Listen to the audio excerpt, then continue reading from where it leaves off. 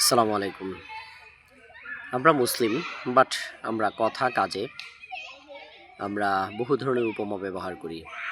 আমরা বিভিন্ন গবেষণা করি, কিন্তু আমাদের সব কিছুই আসলে বলে দেওয়া আছে আমরা কি করব, কিভাবে করব, কি করতে পারবো, কি করতে পারবো না। আল্লাহ তাআলা বলছেন রাসূল সাল্লাল্লাহু আলাইহি সাল্লাম সম্পর্কে যে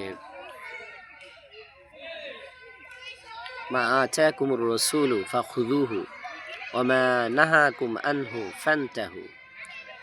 আল্লাহ তাআলা বলছেন যে তোমাদের রাসূল সাল্লাল্লাহু আলাইহি সাল্লাম তোমাদেরকে যা করতে বলেছেন, যা দিয়েছেন তা তোমরা গ্রহণ করো, আর যা করতে তিনি নিষেধ করেছেন তা থেকে বিরত থাকো।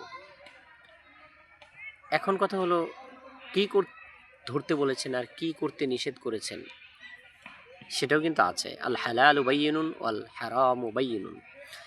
হালাল এবং হারাম দুটোই সুস্পষ্ট, এবং পবিত্র কোরআন এবং হাদিসে এর বিস্তারিত বিবরণ রয়েছে। পবিত্র কোরআনে যা যা আছে সবসময় তা সরাসরি বোঝা যাবে না, কারণ এর ব্যাখ্যা হলো হাদিস, অর্থাৎ হাদিস থেকে বিশ্লেষণ করে আমরা কোরআন এর একটা বিষয়কে আরও ভালোভাবে উপলব্ধি করতে পারি। কারণ কোরআনে এক কথায় অনেক কিছু বলা আছে, কিন্তু এর বিস্তারিত বিবরণ আল্লাহ রাসূল সাল্লাল্লাহু আলাইহি সাল্লাম তার জীবনে, তার হাদিসে কওলি দ্বারা, হাদিসে ফেইলি দ্বারা এবং হাদিসে তাকরিরি দ্বারা তিনি সেটা বলে গেছেন, প্র্যাকটিক্যালি দেখিয়ে গেছেন।